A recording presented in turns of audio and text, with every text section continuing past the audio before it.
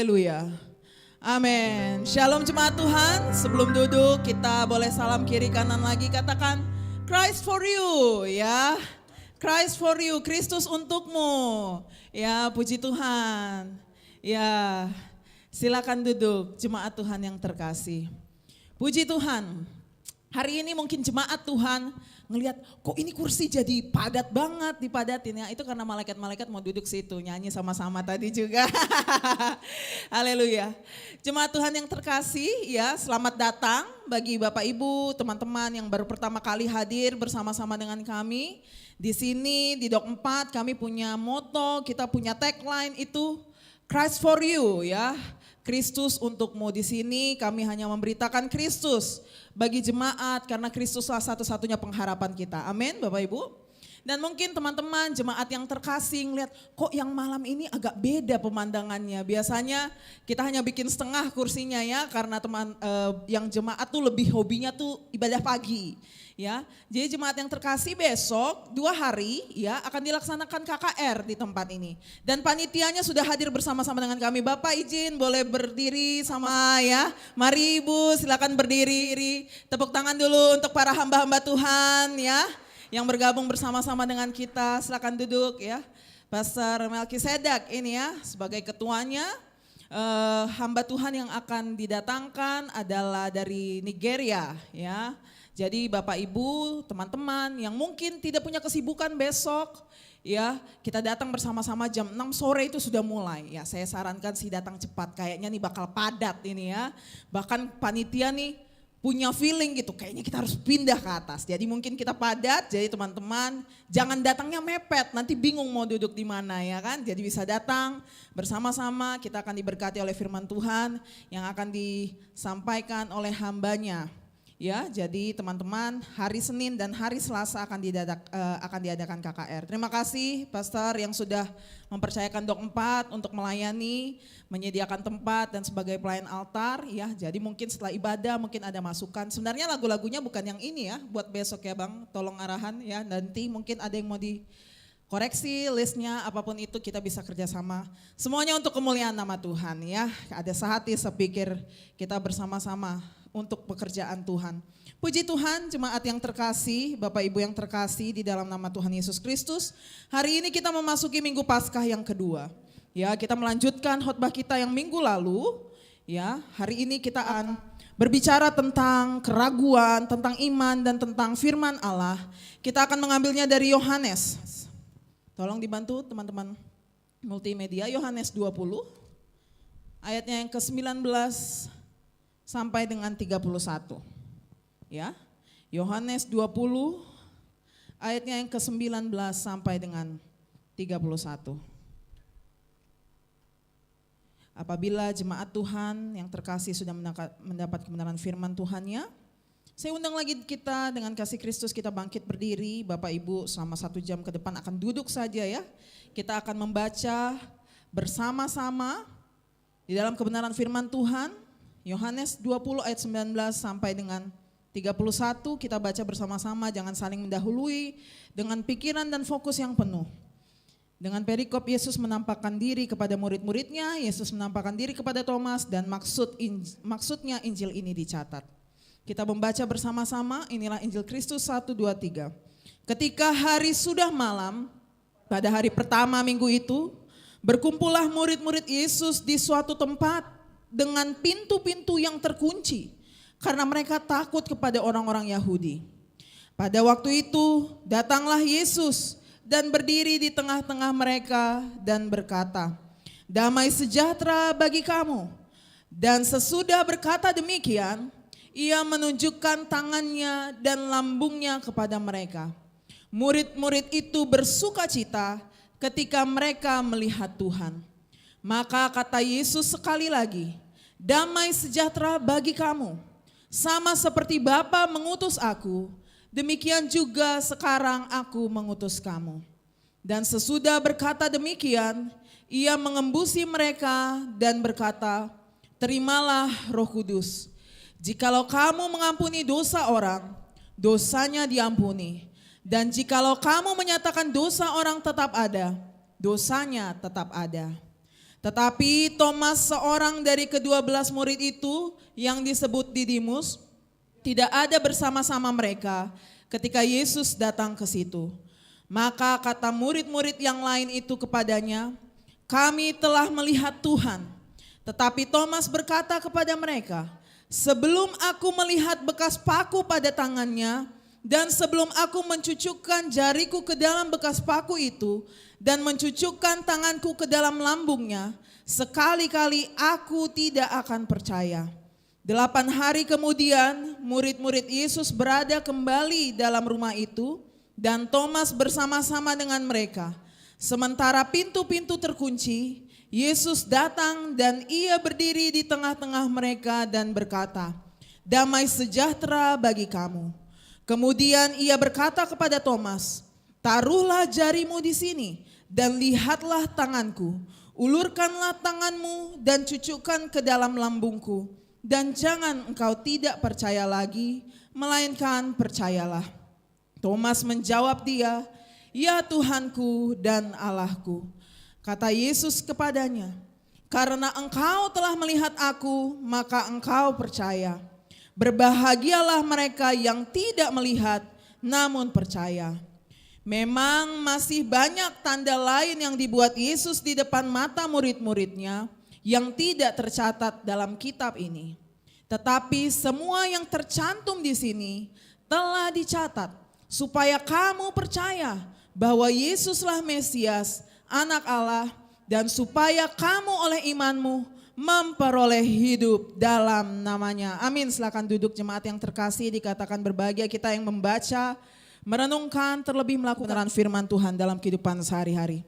Bapak Ibu yang terkasih, kalau di dalam kalender gereja kita hari ini dinamakan sebagai Minggu Quasimodogeneity, ya. Kita akan membahas bersama-sama mengenai minggu ini, kita akan membahas tentang keraguan, iman, dan juga tentang firman Allah.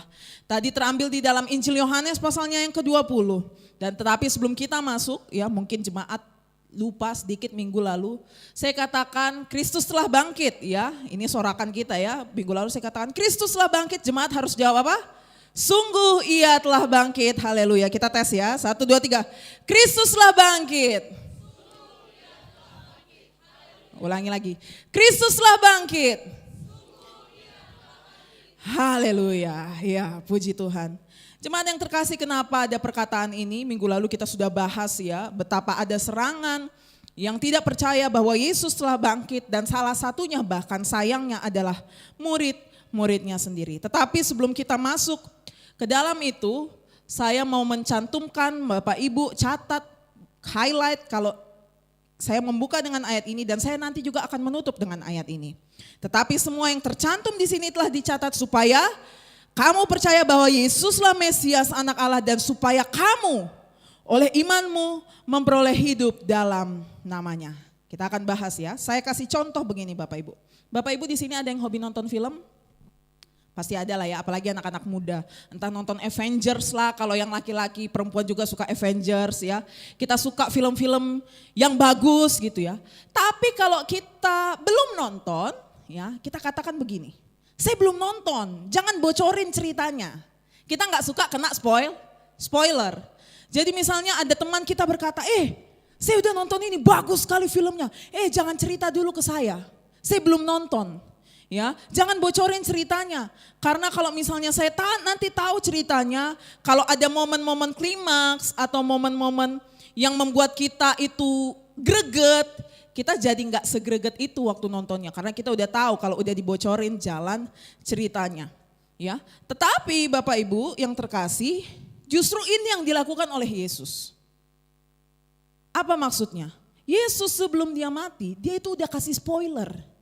Aku akan diserahkan kepada tangan-tangan orang berdosa. Aku akan merubuhkan bait Allah dalam 3 hari, aku akan membangunnya kembali. Aku akan mati tetapi aku akan hidup kembali. Udah dikasih spoiler semuanya, udah detail. Bahkan minggu lalu ayat yang kita baca dari Markus adalah para wanita yang datang, 3 orang, ya, Maria Magdalena, Salome. Mereka datang ke kubur Yesus bawa apa? Bawa minyak untuk meminyaki mayat Yesus. Supaya apa? Supaya bau busuknya itu enggak menyeruak. Apalagi kita sudah bayangkan betapa daging Tuhan itu terkelupas, darahnya berceceran kemana-mana. Kita cium bau darah aja udah anyir ya. Apalagi kalau memang mati, mayat. Ya, jadi mereka datang dalam bentuk kasih mereka mau meminyaki karena mereka tahu Yesus benar-benar sungguh sudah mati. Satu pun murid-murid itu yang udah dikasih spoiler gak ada yang ingat. Entahlah gak ingat, entahlah gak percaya. Tapi justru yang lucunya yang ingat itu malah ahli-ahli Taurat. Makanya ahli-ahli Taurat katakan jaga kuburannya itu. Wah, tapi murid-muridnya satu pun tak ada yang ingat. Satu pun tak ada yang ingat gitu. Jadi waktu para wanita ini datang, ingat ya khotbah minggu lalu, waktu wanita ini datang, ada malaikat katakan, dia udah gak ada di sini. Dia sudah bangkit. Seperti yang dia sudah katakan kepada kalian. Kasih tahu sama murid-murid, kasih tahu sama Petrus. Berarti semua murid-murid ini sayangnya udah dikasih spoiler, tapi mereka pun tidak ada yang ingat. Akhirnya para wanita ini bergegas ngasih tahu ke murid-murid. Di Yohanes, tolong multimedia, di Yohanes 20 ayat 18, Maria Magdalena berkata, aku telah melihat Tuhan. Mereka udah tahu nih, Yesus bangkit. Jadi Yesus bangkit pagi-pagi benar ya, pagi-pagi dikasih tahu. Nah sampai sore menjelang malam inilah kejadian mereka itu menyembunyikan diri. Mereka udah dengar Yesus bangkit seperti apa yang dikatakan oleh para malaikat. Yang sudah dikatakan, yang sudah disaksikan. Saya sudah melihat Tuhan kata para wanita. Coba apa reaksi mereka di ayat 19 tadi. Kalau waktu udah malam mereka kunci pintu. Lucu ya. Mereka udah dikasih tahu spoiler. Bahkan sudah ada saksi yang melihat Tuhan sungguh-sungguh bangkit. Tapi mereka masih mengunci pintu dan masih merasakan ketakutan yang luar biasa. Boleh tolong kembali lagi ke PowerPoint. Jadi lucu sekali, Bapak Ibu bayangkan murid-murid ini bukan murid yang gak kenal Tuhan. Mereka ini 3 tahun hidup bersama Tuhan, makan bersama Tuhan, tidur bersama-sama, mengajar bersama-sama. Mereka diajar, apa pengajaran Tuhan Yesus? Yesus ngajarin perjanjian lama, berjanji bahwa begini, Mesias akan begini. Saya datang itu untuk menderita. Orang-orang ini tuh udah mendapat semua pengajaran Tuhan. Orang-orang ini adalah orang-orang yang meninggalkan jala mereka. Orang-orang ini adalah orang-orang yang meninggalkan pekerjaan mereka sebagai pemungut cukai. Orang-orang ini adalah orang-orang yang meninggalkan keluarga mereka. Mereka ini adalah orang-orang yang berkata, salah satunya Rasul Petrus berkata, kalaupun aku harus mati bersama-sama dengan engkau, aku tidak akan menyangkal engkau. Luar biasa ya, ini orang-orang yang omongannya bagus nih. Tetapi pada faktanya mereka udah dengar pun dari para wanita kalau Yesus sudah bangkit. Tapi mereka menyembunyikan diri di balik pintu. Ini mengejutkan sekali Bapak Ibu teman-teman yang terkasih. Yesus udah kasih spoilernya semua. Yesus udah kasih tahu saya bakal begini.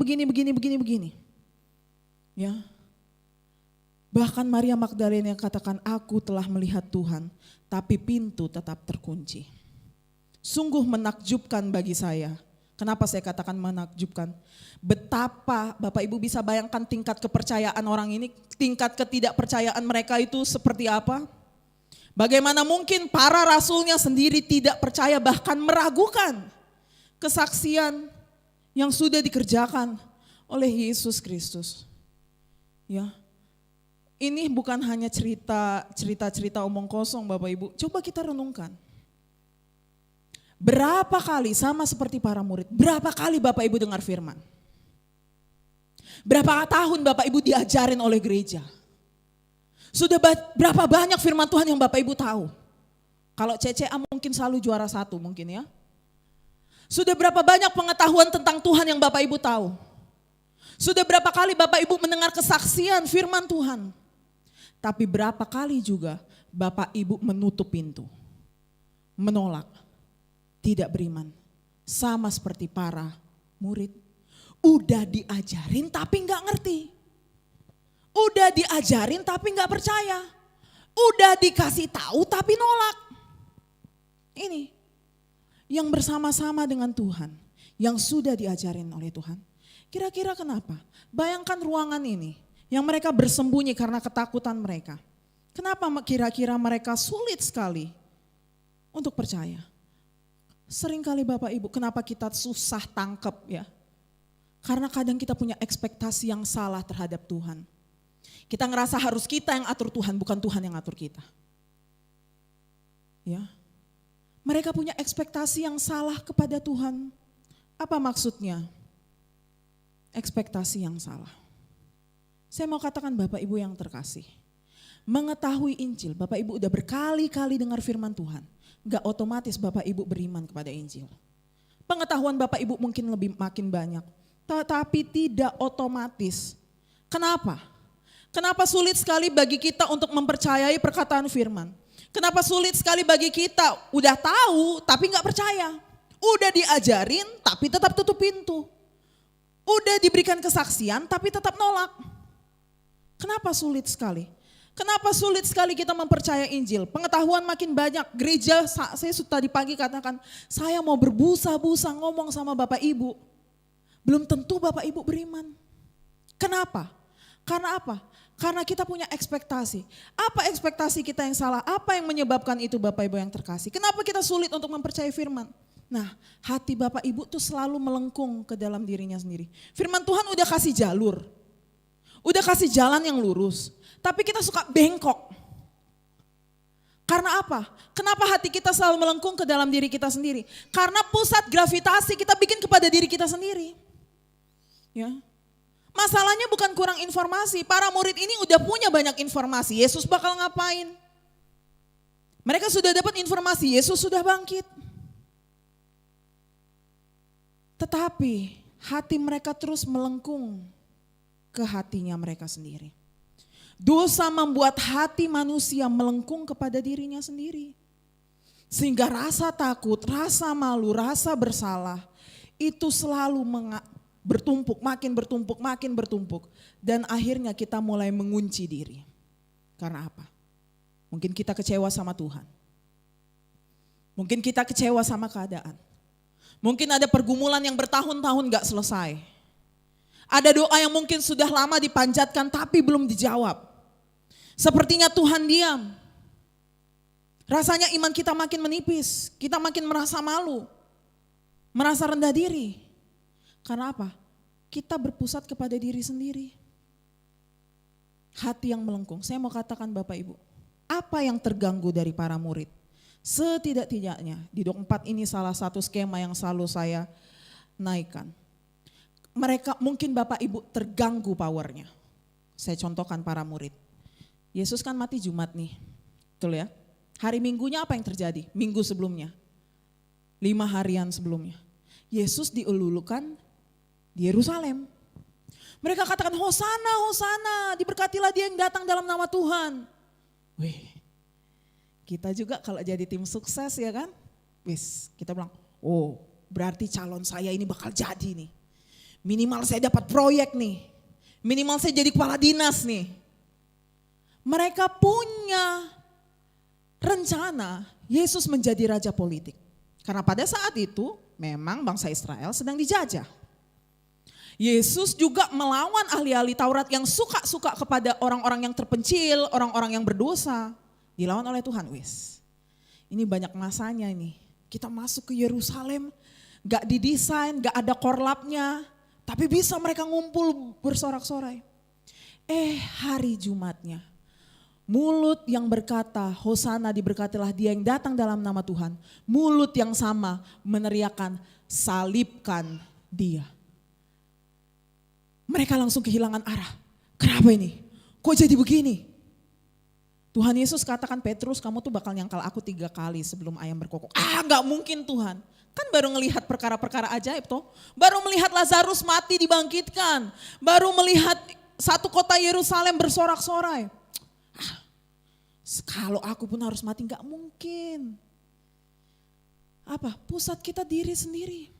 Mereka sudah punya rancangan. Mungkin power mereka sedang terganggu saat itu. Mungkin hari-hari ini juga power Bapak Ibu, kita semua di sini pengen punya kuasa, pengen punya pengaruh. Pergumulan mengganggu itu dan kita mulai gelisah. Kok gini sih Tuhan? Saya sudah melayani loh Tuhan. Kok keluarga saya bergumul Tuhan? Atau Bapak Ibu butuh penerimaan, butuh pengakuan. Kita pengen disanjung, kita dikatakan orang hebat. Hati kita melengkung kepada diri kita sendiri terus. Atau kenyamanan terganggu. Para murid takut untuk dibunuh, ditangkap oleh orang-orang Yahudi. Kenyamanannya udah terganggu kan, mereka ini ring satu bos. Yesus bakal jadi raja nih bos, ya kan? Minimal menteri lah dapat. Ya kan? Kenyamanan terganggu. Ya, mereka lapar, Tuhan bisa kasih makan. Loh. Atau mereka keluar lepas kendali. Kita sering sekali ingin kontrol semua aspek kehidupan kita kan? Tapi saat tidak sesuai dengan yang kita rencanakan, kita kecewa. Kita mengurung diri. Apa yang membuat engkau gelisah hari-hari ini Bapak Ibu? Salah satunya ini, coba cek hatimu. Kalau ada pergumulan, ya, saya sendiri pribadi terus mengkoreksi, apalagi sebagai gembala. Kalau ada tantangan, kalau hati saya mulai panas, saya akan tanya, kenapa hati saya panas? Apa yang terganggu? Apakah karena saya merasa saya punya pengaruh? Atau karena kenyamanan saya terganggu? Ampuni saya Tuhan. Inilah yang membuat kita sulit percaya kepada perkataan firman. Sulit kita percaya saat ada firman Tuhan berkata begini, jangan khawatir akan apapun juga, Bapamu yang di sorga tahu kamu butuh apa. Sulit bos, ini urusan perut bos kita katakan kan. Terganggu ini. Ya. Inilah yang membuat kita sulit percaya kepada firman Tuhan. Karena hatimu Bapak Ibu pusat ke diri sendiri terus. Egomu luar biasa jahat. Tetapi Bapak Ibu yang terkasih, saat mereka mengunci pintu, saat mereka merasakan ketakutan yang luar biasa, power mereka terganggu, kenyamanan mereka terganggu, kontrol mereka terganggu, Tuhan hadir.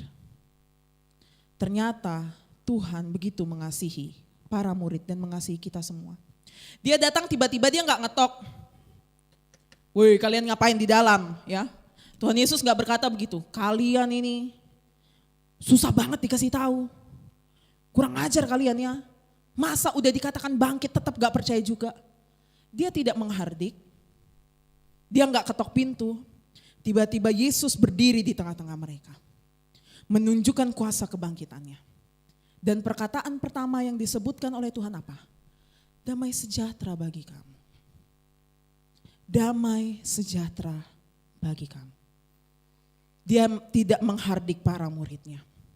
Yesus tidak menunggu para murid mencapai standar iman tertentu. Sudahlah mereka masih mengurung diri situ. Ya sudahlah saya berdiam diri, saya tunjukkan saja diri saya kepada yang lain dulu. Enggak. Dia tiba-tiba hadir di tengah ruangan yang terkunci itu. Dan menunjukkan, berkata, damai sejahtera bagi kamu. Tubuhnya sudah bangkit. Tidak dibatasi oleh pintu atau tembok sekalipun. Perkataan pertamanya bukan, kenapa kalian lari? Kenapa kalian tinggalkan saya? Yang dia katakan pertama, damai sejahtera bagi kamu. Apa maksudnya damai sejahtera yang dimaksudkan oleh Tuhan Bapak Ibu yang terkasih? Sudah berulang-ulang kali, jemaat Dok 4 udah mulai di luar kepala ini. Udah berapa minggu berturut-turut saya ingatkan terus apa maksudnya damai sejahtera yang disebutkan oleh Tuhan. Damai sejahtera yang disebutkan oleh Tuhan bukan berarti tanpa pergumulan Bapak Ibu, tanpa konflik. Kita kan pengen damai sejahtera. Tuhan berikan saya damai sejahtera. Kita sama dengan kan Tuhan angkatlah pergumulan saya ini supaya saya bisa hidup damai. Tapi tidak, maksud Tuhan adalah damai sejahtera itu adalah damai sejahtera ilahi. Karena apa? Kepenuhan, keutuhan dan pemulihan dari relasi yang tadinya hancur. Dengan Allah, antara Allah dan manusia. Tuhan katakan damai sejahtera bagi kamu, maksudnya adalah ini relasi yang tadinya hancur, kita udah damai nih. Tadinya kita terpisah, tadinya kita seteru Allah, tetapi karena saya sudah mati dan saya sudah bangkit, damai sejahtera bagimu. Dan kemudian dia mulai nunjukkan tangannya. Ya. Tuhan katakan damai sejahtera bagimu. Jadi Bapak Ibu mungkin yang hari-hari ini kita pengen Tuhan angkat sudah, saya punya pergumulan ini, jawab sudah. Ternyata yang kita butuhkan adalah damai sejahtera Bapak Ibu. Damai sejahtera ini bukan dari keadaan diri kita atau pergumulan kita. Tetapi damai sejahtera itu saat Tuhan menunjukkan kasih-Nya yang luar biasa. Jadi Bapak Ibu, Roma 3 ayat 23 berkata apa? Semua orang telah berbuat dosa dan telah kehilangan kemuliaan Allah. Nah, karena kita telah kehilangan kemuliaan Allah ini Bapak Ibu, kita carilah kemuliaan Allah itu dari ini tadi. Dari uang, dari kenyamanan kita, dari jabatan kita. Kita kehilangan sesuatu yang mulia dan kita cari dari sini. Semua orang telah berbuat dosa dan telah kehilangan kemuliaan Allah. Jadi banyak sekali kita yang mencari keamanan dalam uang. Kita mencari keamanan di dalam kesehatan kita mungkin. Kita cari semuanya itu, berlelah-lelah, berhari-hari kita cari itu. Tetapi ternyata yang kita butuhkan adalah damai sejahtera Allah. Maka yang engkau butuhkan Bapak Ibu hari-hari ini bukan langsung doamu dijawab, kita minta memang doa, kita minta belas kasihan Tuhan. Tetapi Kristus mau ngajarin sesuatu yang jauh lebih penting, bahwa damai sejahtera lah yang engkau butuhkan. Bahwa yang dalam keadaan damai, itu lebih dari cukup Bapak Ibu. Tantangan boleh ada, pergumulan boleh ada, tetapi saat kita tahu ada damai sejahtera Allah, semua dapat kita jalani bersama-sama dengan Tuhan. Karena permasalahan terbesar kita sudah dijawab oleh Tuhan. Jadi mereka yang lagi ngunci pintu, lagi nutup pintu, mereka yang terganggu kenyamanannya, mereka yang terganggu powernya, Tuhan hadir dan katakan damai sejahtera bagimu. Yang dibutuhkan para murid, yang dibutuhkan oleh kita saat ini adalah damai sejahtera yang sejati Bapak Ibu yang terkasih. Dunia ini mencari damai sejahtera. Dunia ini mencari sukacita dengan hal kesia-siaan. Saya mau tanya, puas enggak? Bapak Ibu enggak akan pernah puas. Bapak Ibu kejar 100 juta, udah dapat 100 jutanya, Bapak Ibu pengen 500 juta. Udah dapat 500 jutanya, Bapak Ibu ingin 2 miliar. Tidak akan pernah puas. Tetapi saat Kristus hadir dan menunjukkan damai sejahtera bagimu, dan dia mulai menunjukkan tangannya. Dia mulai menunjukkan lambungnya. Dia mau menunjukkan damai sejahtera bagimu. Inilah bukti kasihku kepadamu. Kita yang bertanya hari-hari ini, Tuhan mengasihi saya tidak? Tuhan ada di mana? Tuhan menunjukkan begini, damai sejahtera bagimu. Kita sudah berdamai. Pergumulanmu yang paling besar, yaitu permusuhan dengan Allah, itu sudah selesai. Sudah selesai. Tuhan katakan damai sejahtera bagimu. Dan disitulah lahir sukacita yang sejati. Karena itu apa dikatakan murid-murid itu bersukacita ketika mereka melihat Tuhan. Yang tadinya takut, yang tadinya mungkin ini hantu kah? Yesus menunjukkan sesuatu yang benar-benar konkret. Ini tanganku, ini lambungku. Bekasnya masih ada. Tubuh yang sama yang disalibkan, tubuh yang sama juga berdiri di depan mereka. Dengan kemuliaannya yang penuh. Penebusan itu nyata. Tuhan menunjukkan luka-luka ini bukan cacat. Luka-luka ini adalah bukti kasih Allah bagimu. Damai sejahtera bagimu kata Tuhan. Dan sebagaimana Kristus yang sudah mati, turun dalam kerajaan maut. Kita suatu saat Bapak Ibu, kita juga dalam antrian kita. Kita nggak bisa jamin kehidupan kita. Saya menyaksikan Bapak Ibu yang terkasih, saya belum 1 tahun jadi gembala. Tetapi sudah menguburkan ada yang tua sekali dan ada yang muda sekali. Menunjukkan apa? Bukan kita yang punya kehidupan ini. Tetapi kalaupun kita mengalami kematian, kita juga akan mengalami kebangkitan yang sama yang Kristus sudah kerjakan untuk kita. Dan mereka bersuka cita. Pergumulan boleh ada, tetapi yang paling jahat sekalipun yaitu maut sudah Tuhan kalahkan Bapak Ibu. Saya yakin di sini Bapak Ibu semua kalau bisa kita menunda kematian. Tetapi bahkan kematian sekalipun, maut sekalipun sudah dikalahkan oleh Kristus. Dan oleh karena itu, Tuhan gak nyebut damai sejahtera satu kali, dia ulangi lagi. Dia katakan apa? Damai sejahtera bagi kamu. Dia ulang lagi. Dan dia lanjutkan, sama seperti Bapa mengutus aku, demikian juga sekarang aku mengutus kamu. Dan sesudah berkata demikian, ia mengembusi mereka dan berkata, terimalah Roh Kudus. Bapak Ibu yang terkasih, ini sangat menarik. Yohanes bukanlah penulis yang asal-asalan Bapak Ibu. Kitab Yohanes sangat paralel penggunaan bahasanya dengan kitab Kejadian. Ya, makanya dia buka, pada mulanya adalah firman, firman itu bersama-sama dengan Allah dan firman itu adalah Allah. Dia paralelkan bahasa itu dari Kejadian 1 ayat 1. Pada mulanya Allah menciptakan langit dan bumi. Dan ternyata dia ulang lagi. Di Kejadian saat Allah menciptakan manusia, ya, di situ mari kita baca di kitab Kejadian. Ketika itulah Tuhan Allah membentuk manusia itu dari debu tanah dan menghembuskan nafas hidup ke dalam hidungnya. Demikianlah manusia itu menjadi makhluk yang hidup.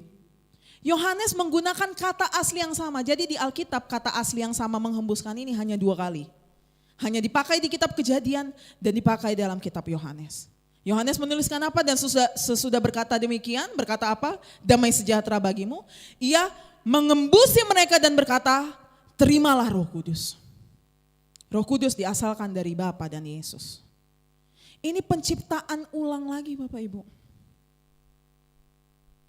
Ya.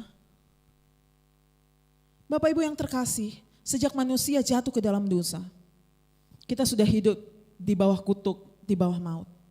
Tetapi karena sang firman itu, Allah yang sama, yang berkata Allah berfirman, jadilah terang, maka terang itu jadi. Allah berfirman. Sang firman itu menjadi manusia. Tinggal di antara kita, kata Yohanes. Dan dia mati, bangkit. Sang firman itulah menciptakan ulang kembali semuanya yang sudah rusak.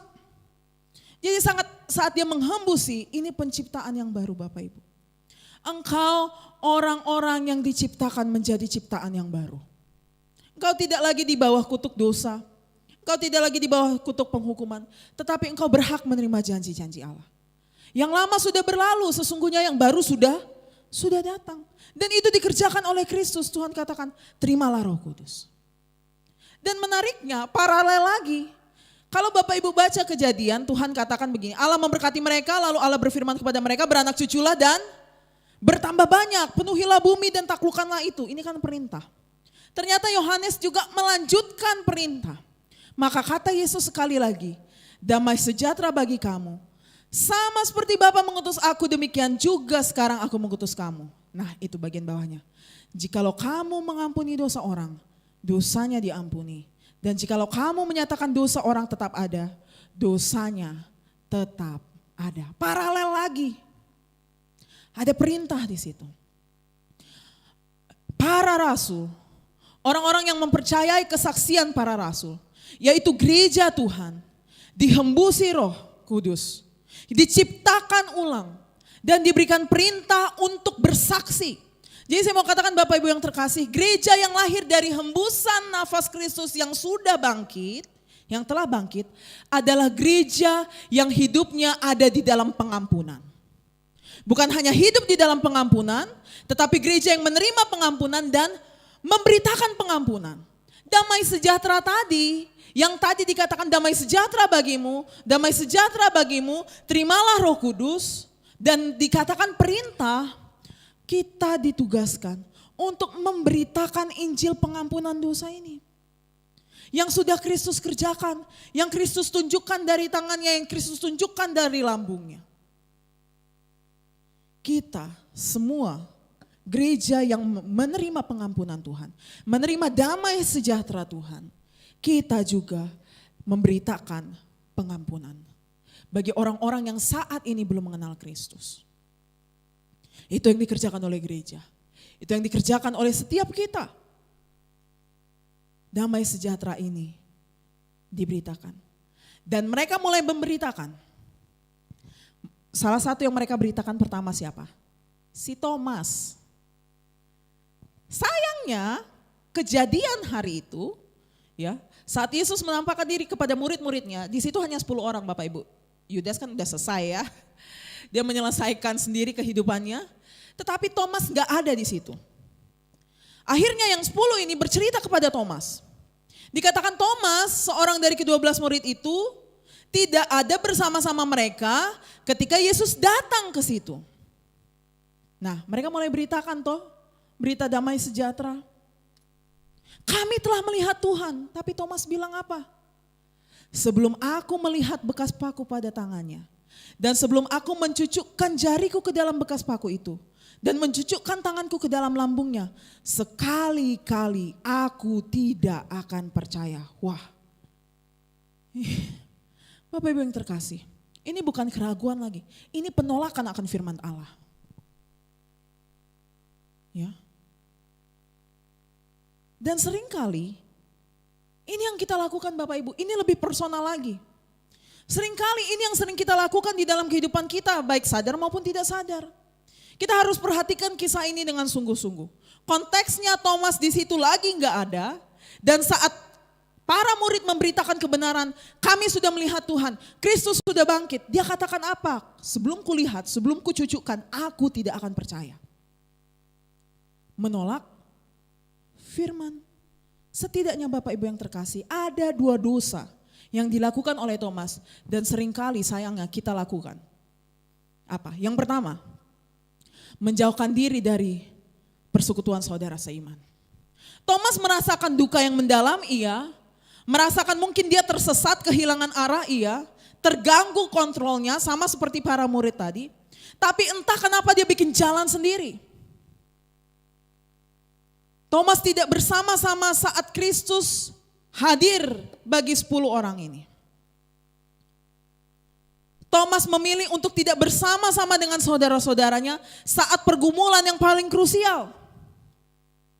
Bapak Ibu yang terkasih, gereja adalah tempat di mana Kristus berjanji untuk hadir. Gereja adalah tempat di mana Kristus mencurahkan janjinya. Gereja adalah tempat di mana Kristus menyatakan kasih-Nya. Gereja adalah tempat di mana firman diberitakan, di mana sakramen dilayankan, baik baptisan, baik perjamuan kudus. Makanya saya katakan, gereja online tidaklah ideal. Online live streaming hanya menjadi alat untuk membantu. Tetapi biarlah kita mendekatkan diri, kita bersekutu bersama-sama seperti di dalam ruangan ini. Karena justru saat Thomas menarik diri, di situ dia kehilangan anugerah melihat Yesus pertama kali. Di situ dia sedang kehilangan peristiwa yang luar biasa saat damai sejahtera diberikan oleh Tuhan. Saya mau katakan Bapak Ibu, gereja di dunia ini gak ada yang sempurna. Dok 4 ini banyak jeleknya. Berkali-kali saya katakan sama orang-orang yang baru mau bergabung sama Dok 4. Berkali-kali itu sudah biasa sekali, berminggu-minggu saya katakan. Tetapi kita menjadi gereja yang terus mau disempurnakan oleh kasih Allah. Yang 10-10 ini sama-sama takut, sama-sama ragu, sama-sama punya kelemahan. Tetapi disitulah kasih Tuhan dicurahkan. Sayangnya Thomas menarik diri. Seringkali kita kecewa kepada Tuhan atau kecewa kepada sesama, kita mulai tarik diri. Sudahlah, saya tidak usah ibadah. Saya akan gereja lagi kalau itu orang udah bertobat. Wah. Atau kita kecewa kepada Tuhan, ada doa yang gak dijawab. Sudahlah, ngapain saya ibadah, doa saya juga gak didengar. Kita kecewa. Tetapi Bapak Ibu yang terkasih, gereja adalah tempat di mana Kristus berjanji untuk hadir. Kitab Ibrani berkata apa? Janganlah kita menjauhkan diri dari pertemuan-pertemuan ibadah kita seperti yang dibiasakan oleh beberapa orang. Semakin akhir zaman orang semakin biasa untuk gak ibadah. Semakin akhir zaman sudahlah ibadah itu minggu depan lah. Udah minggu depannya lagi, minggu depannya aja lagi. Lama-lama udah 2 tahun gak gereja.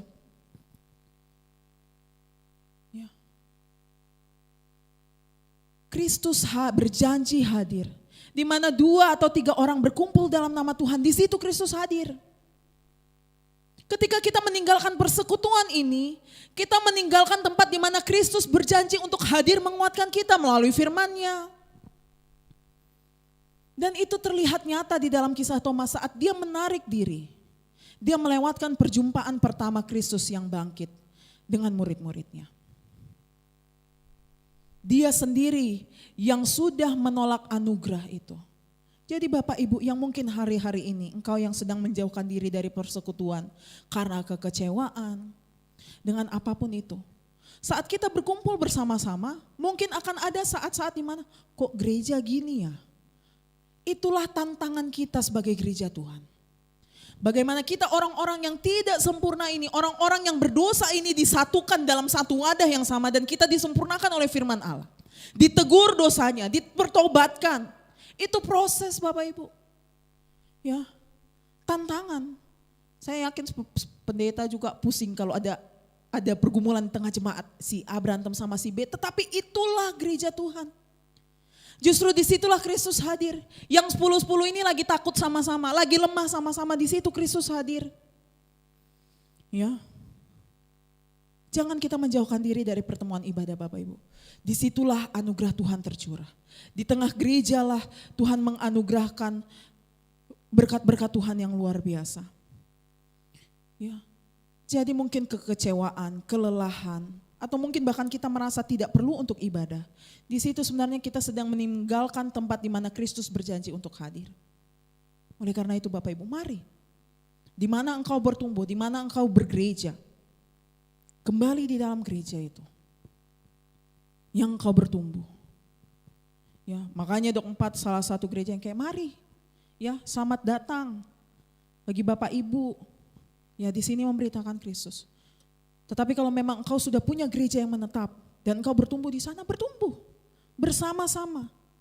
Ya, di dalam iman Kristus. Dan yang kedua, dan lebih parah lagi. Thomas melakukan dosa yang kedua, dia mencobai Allah. Demi apa? Demi tuntutan imannya. Dia katakan, sebelum kulihat itu, sebelum kucucukkan itu, sekali-kali aku tidak akan percaya. Ini adalah mencobai Tuhan Bapak Ibu. Tanpa sadar ini juga isi doa kita tuh. Tuhan, saya akan bertobat kalau engkau bikin begini. Tuhan, saya akan percaya kepadamu kalau engkau bikin begini. Saya akan percaya kepadamu Tuhan kalau engkau bikin A, B, C, D, E. Bukan Tuhan yang atur kita, tapi kita yang atur Tuhan. Ini disebut dengan mencobai Allah. Ya, Thomas katakan tuntutannya. Sebelum saya bikin ini, saya tidak akan percaya. Sama seperti pada bangsa Israel. Ada kejadian bangsa Israel ini. Ya, di dalam Keluaran. Ya, saya singkat saja. Dinamailah tempat itu Masa dan Meriba oleh karena orang Israel telah bertengkar dan oleh karena mereka telah mencobai Tuhan dengan mengatakan, adakah Tuhan di tengah-tengah kita atau tidak? Dan Musa mengulangi di dalam kitab Ulangan, ya. Dia berkata begini, janganlah kamu mencobai Tuhan Allahmu seperti kamu mencobai Dia di Masa. Terkadang ini juga yang saya lakukan Bapak Ibu. Tuhan, kau bikin begini ya, supaya saya percaya kalau kau mengasihi saya. Tuhan bikin begini supaya saya percaya kalau engkau menyertai saya. Seakan-akan perkataan Tuhan di dalam Matius 28, aku akan menyertai kamu senantiasa sampai kepada akhir zaman, itu kayak hoax gitu. Seperti kita yang mengatur Tuhan, bukan Tuhan yang mengatur kita. Coba kita selidiki lagi isi doa-doa kita. Tuhan, saya akan percaya. Ya, salah satu tantangan, ya, saya pernah bertemu, ada satu keluarga, saya sudah saksikan juga tadi pagi, ada satu keluarga, ya bukan dari jemaat Dok 4, bukan. Ada satu keluarga yang merasakan struggle di dalam kehamilan, akhirnya bayi itu lahir tetapi di dalam komplikasi. Sang bapak berkata begini, Tuhan, saya akan bertobat, bahkan saya akan melayanimu kalau engkau menyelamatkan anak saya. Rasanya realistis kan doanya, kayaknya ya masuk akal lah, namanya dia lagi lemah kita katakan.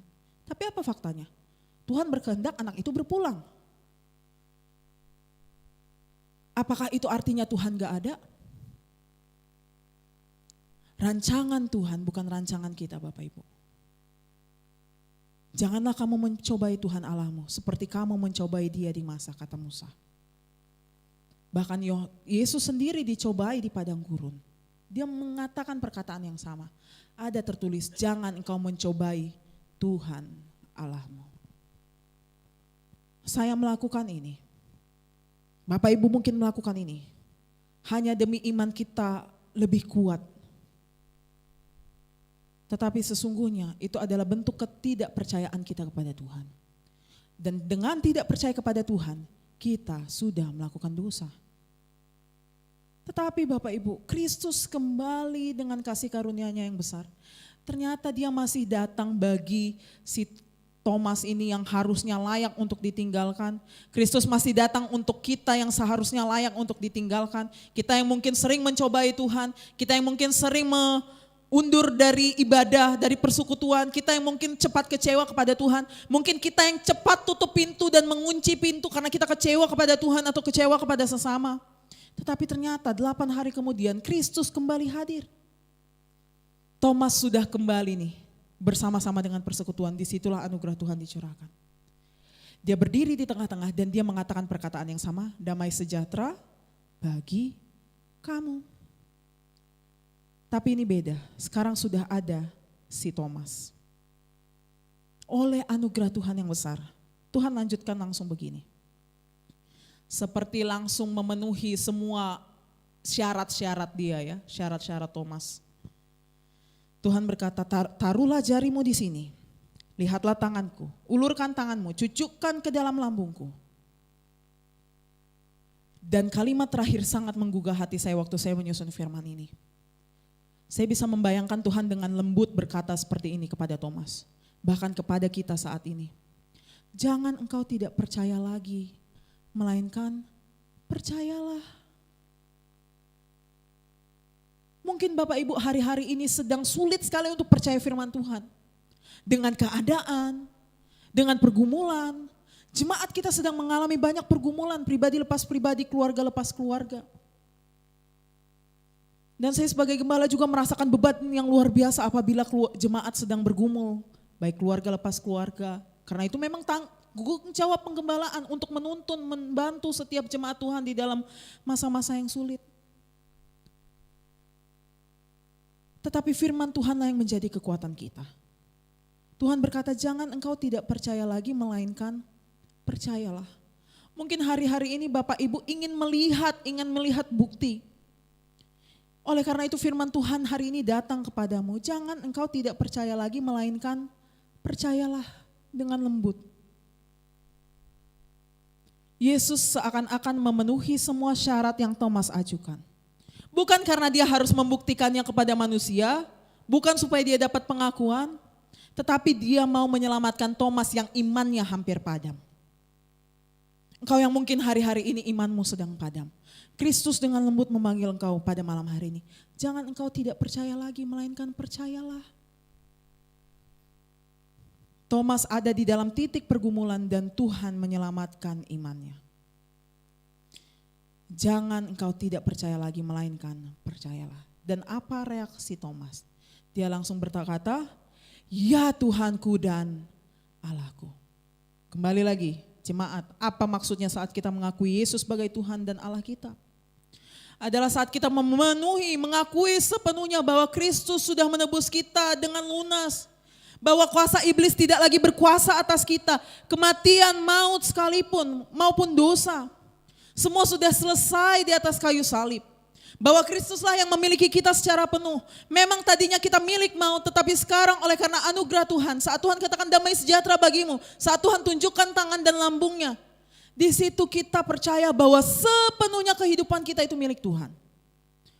Kita Roma berkata apa? Apa yang dapat memisahkan kita dari kasih Tuhan? Kelaparankah? Ketelanjangankah? Peperangankah? Tidak ada. Tidak ada yang dapat memisahkan kita dari kasih Tuhan. Kita tadinya memang di bawah kuasa iblis, kuasa maut. Tetapi Kristus sudah mengalahkan semuanya. Disitulah Thomas berkata, ya Tuhanku dan Allahku. Perkataan iman yang luar biasa. Bagaimana kehidupan Thomas seutuhnya milik Kristus. Dan Yesus menutup perjumpaan ini dengan berkata apa? Karena engkau telah melihat aku maka engkau percaya. Tetapi berbahagialah mereka yang tidak melihat namun percaya. Itulah engkau dan saya. Tuhan katakan kita adalah orang-orang yang berbahagia. Kita nggak lihat tangan Yesus yang lobang. Kita nggak bisa melihat Yesus secara fisik saat ini. Tetapi Tuhan katakan berbahagialah mereka yang tidak melihat namun percaya. Kita dikatakan sebagai orang-orang yang berbahagia. Iman kita, percaya walaupun kita tidak melihat. Tuhan katakan kita menjadi orang-orang yang berbahagia. Maka pantaslah Yohanes tutup dengan ini. Tuhan melalui Rasul Yohanes berkata apa? Tetapi semua yang tercantum di sini telah apa? Telah dicatat supaya apa? Supaya kamu percaya bahwa Yesuslah Mesias Anak Allah dan supaya apa? Kamu oleh imanmu memperoleh hidup dalam namanya. Jadi engkau bagaimana caranya percaya? Bagaimana kita dikatakan sebagai orang yang berbahagia? Dari sini Bapak Ibu yang terkasih. Firman yang sudah dituliskan oleh para rasul dan para nabi. Semua yang tercantum di sini dicatat supaya engkau percaya. Bahwa Yesuslah Mesias. Yesuslah Tuhan kita satu-satunya. Dan supaya oleh imanmu, katakan oleh iman. Saya memperoleh hidup. Ini yang dikejar oleh manusia dimanapun di dunia ini kan, pengen hidup kan, pengen hidup sehat, pengen kaya, pengen sukses, power, kontrol, itu semua dikejarkan untuk memperoleh hidup. Coba Bapak Ibu, apa yang Bapak Ibu kerjakan hari-hari ini untuk memperoleh hidup? Apakah power, kontrol atau yang tadi, skema yang tadi, tolong multimedia slide berapa itu kasih tunjuk hati yang tadi. Itu mungkin yang Bapak Ibu kejar untuk mengejar hidup hari-hari ini kan. Tetapi Kristus berkata imanmu untuk memperoleh hidup.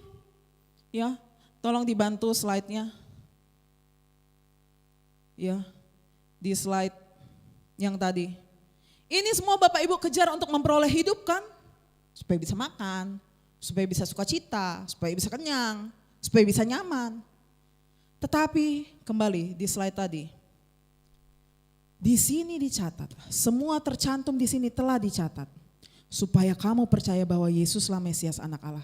Supaya apa? Kamu oleh imanmu memperoleh hidup. Ya, yang tadi Yohanes 20 ayat 31.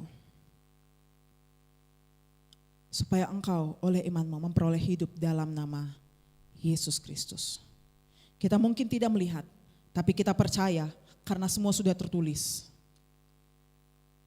Semua janji Tuhan sudah tertulis di sini. Dan ini cukup untuk kehidupanmu. Ya.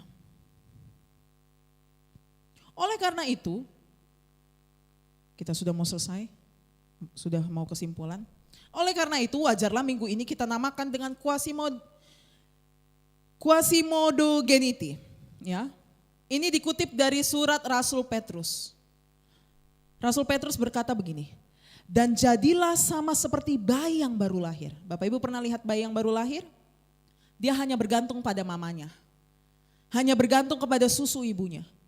Dia, saya katakan beriman, dia tahu kalau dia nangis, dia pasti dikasih. Percaya?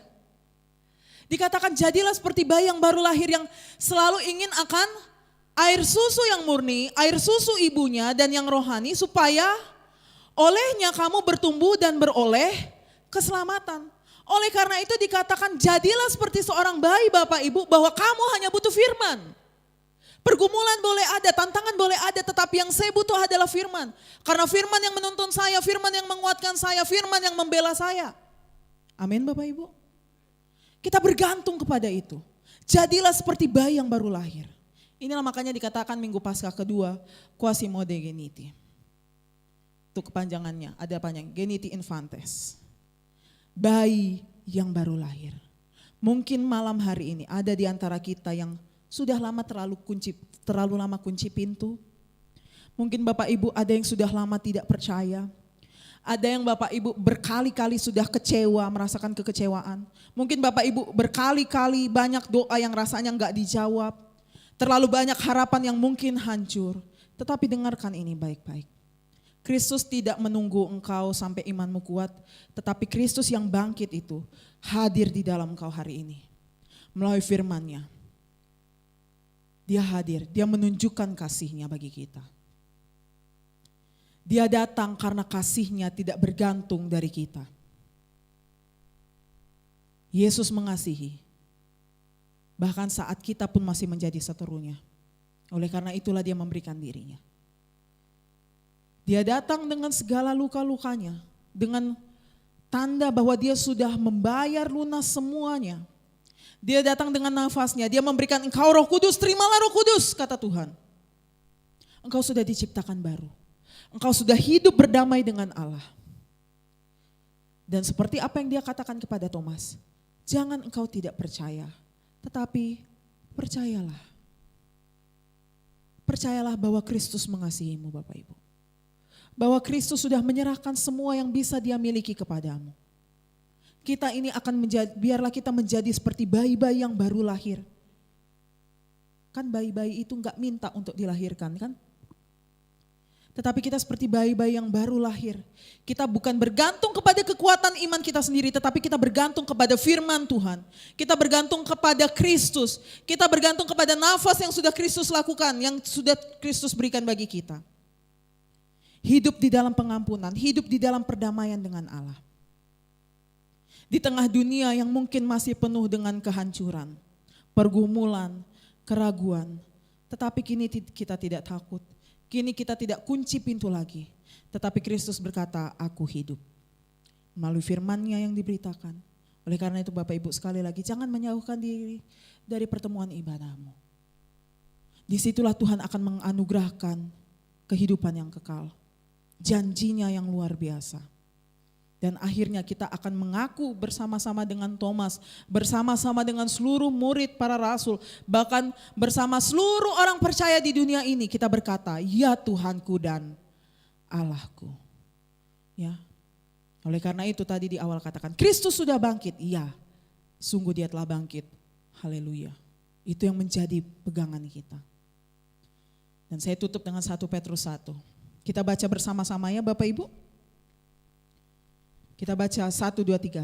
Karena kamu telah dilahirkan kembali bukan dari benih yang fana, tetapi dari benih yang tidak fana. Oleh firman Allah yang hidup dan kekal. Sebab semua yang hidup adalah seperti rumput. Dan segala kemuliaannya seperti bunga rumput. Rumput menjadi kering dan bunga gugur, tetapi firman Tuhan tetap untuk selama-lamanya. Inilah firman yang disampaikan Injil kepadamu. Amin. Saya undang para pelayan maju ke depan. Ya, mari Bapak Ibu yang hari-hari ini masih mengunci pintu, masih sulit untuk percaya. Ya, biarlah kita bergantung dan berpengharapan kepada firman Allah. Semua yang di tengah dunia ini bisa hilang Bapak Ibu. Kekayaan bisa hilang, kekuasaan bisa hilang. 5 tahun sekali kan kita ganti pemimpin toh, atau 10 tahun sekali lah. Ya. Semua bisa datang dan pergi, tetapi hanya firman Tuhan yang tinggal tetap. Hanya Kristuslah yang sudah menciptakan kita ulang kembali. Bukan dengan benih yang fana, tetapi benih yang tidak fana.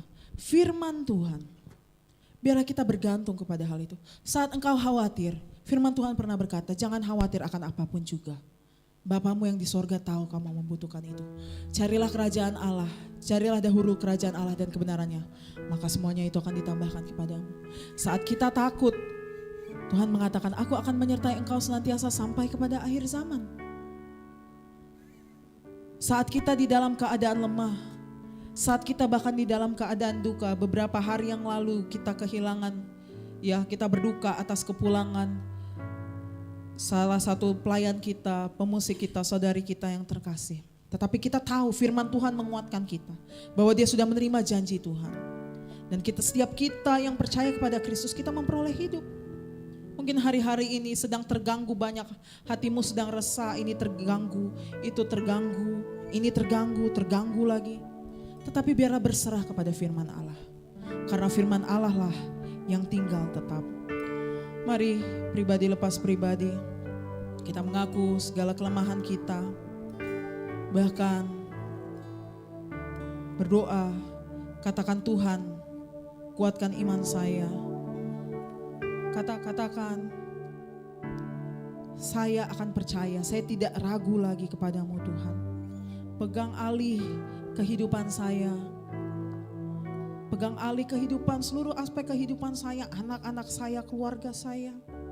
Jadilah Tuhan dan Raja atasku.